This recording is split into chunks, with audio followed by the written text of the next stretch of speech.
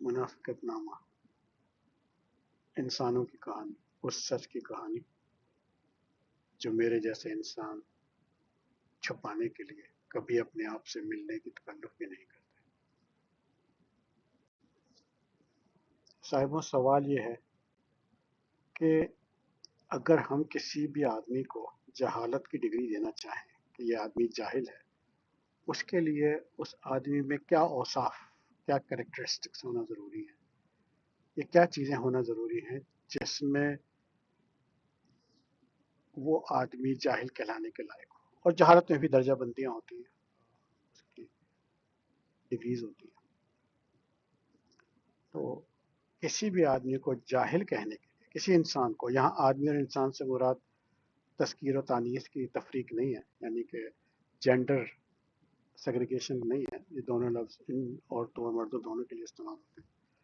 تو کسی کو جاہل کہنے کے لیے جو سب سے اہم چیزیں ہیں وہ یہ 3 یا 4 یا 5 ہیں، جیسے جو یاد آتی رہیں گے آپ کو بتاتا رہوں گا۔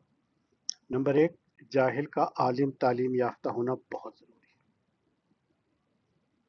کم علم جاہل ہو ہی نہیں سکتا۔ نمبر 2، اس کا با اثر ہونا بھی ضروری ہے۔ اگر وہ اعلیٰ تعلیم یافتہ نہیں ہے مگر با اثر ہے، جیسے کسی بڑی کمپنی کا سی ای او ہے، کسی اعلیٰ عہدے پہ فائز ہے، اور دنیا میں ایسا ہوتا ہے کہ اعلیٰ عہدوں پہ لوگ بغیر تعلیم کے بھی چلے جاتے ہیں، یا کسی بااثر ادارے میں ہو، پولیس میں، کسٹم میں، فوج میں، ایڈمنسٹریشن میں، فورن افیئر، جہاں بھی ہو۔ تو با اعلیٰ تعلیم یافتہ، با اثر ہونا اور بہت زیادہ پیسہ ہونا، یہ 3 چیزیں، یا پھر بہت زیادہ اچھی ٹریننگ، آپ با اثر بھی نہیں ہیں لیکن فرض کریں ایک آپ بہت اچھے کھلاڑی ہیں، ایک آپ بہت اچھے مصور ہیں، آپ بہت اچھے شاعر ہیں، آپ بہت اچھے مصنف ہیں، تو جہالت تک پہنچنے کے لیے ان سب چیزوں کا ہونا بہت ضروری ہے، کیونکہ وہ انسان جس کے پاس علم کم ہے وہ جاہل نہیں ہو سکتا، وہ جاہل بائی ڈیفینیشن جاہل ہو ہی نہیں سکتا۔ تو یہ 4 چیزیں ہونا ضروری ہے۔ آپ انسانی تاریخ کو اٹھا لیں، میرا خیال ہے کہ اگر انسانی ارتقاء کی جو تہذیب ہے وہ اگر ہم دیکھیں ماڈرن جسے ہسٹری کہتے ہیں، وہ 10 15 20 ہزار سال پرانی ہوگی شاید، میں کوئی تاریخ دان تو نہیں ہوں لیکن اس سے زیادہ پرانی نہیں ہوگی۔ اس پوری تاریخ میں آپ اٹھا کے دیکھ لیں، انسانی نسل کو بحیثیت مجموعی، پورا انسانی نسل کو سب سے زیادہ نقصان اعلیٰ تعلیم یافتہ ڈکٹیٹرز اٹھا کے دیکھ لیں، بادشاہ اٹھا کے دیکھ لیں، شہنشاہ اٹھا کے دیکھ لیں، جنرلز اٹھا کے دیکھ لیں، ہر وہ چیز جس میں تعلیم، عہدہ، یہ سب چیز ضروری ہیں، سب سے زیادہ بنی نوع انسان کو نقصان انہوں نے پہنچایا ہے۔ اس میں بزنس مین اٹھا کے دیکھ لیں، آپ دیکھ لیں، آج کل دیکھ لیں کیا ہو رہا ہے، بلینئر دنیا پہ راج کر رہے ہیں، جو مرضی کرتا ہے وہ۔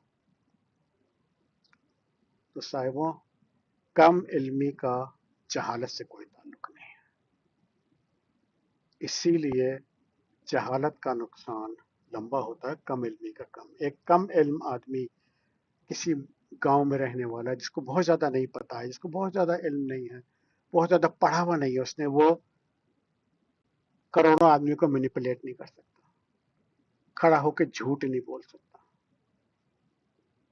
وہ منافقت نہیں کر سکتا۔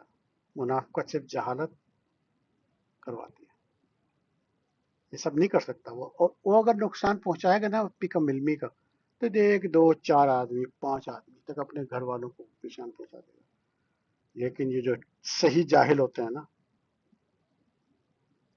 یہ لوگ جب نقصان پہنچاتے ہیں تو اپنے چاروں طرف دیکھ لیں، ان کا نقصان نسلوں تک جاتا ہے، نسلوں تک۔ یہ ہے وہ جہالت۔ تو میرے نزدیک ایک عام آدمی جس کے پاس علم بہت زیادہ نہیں ہے وہ جاہل ہو ہی نہیں سکتا. جہالت کے لیے پی ایچ ڈی ہونا، پروفیسر ہونا، شاعر ہونا، ادیب ہونا. اس کے پھر اگلی ویڈیو بناؤں گا تو شاعر اور ادیبوں کے بارے میں کہ جہالت وہاں بھی بڑے اہتمام سے گھومتی ہے. تو چلیں. اور آخری بات، ایک بات یاد رکھیے گا، اگر آپ مسلمان ہیں اور اگر دین کے قریب ہیں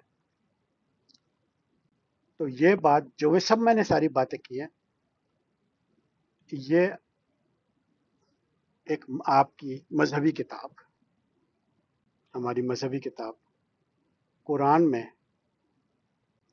جس شخص کو ابو جہل کہا گیا ہے وہ نہ تو غریب تھا اور نہ کم علم. اپنے زمانے کے علم کے لحاظ سے سب سے عالم آدمی دنیاوی علوم کے حساب سے، اور قبیلے میں سب سے طاقتور قبیلے کا سردار. صاحبوں، جب کبھی جاہل کا لفظ یوز کریں تو کوشش کریں کہ اس بندے کا پڑھا لکھا ہونا ضروری ہو، امیر ہونا ضروری ہو، اعلیٰ عہدے پہ فائز ہونا ضروری ہو، با اثر ہونا ضروری ہو. تو ایسے ہی لوگ جاہل ہو سکتے ہیں.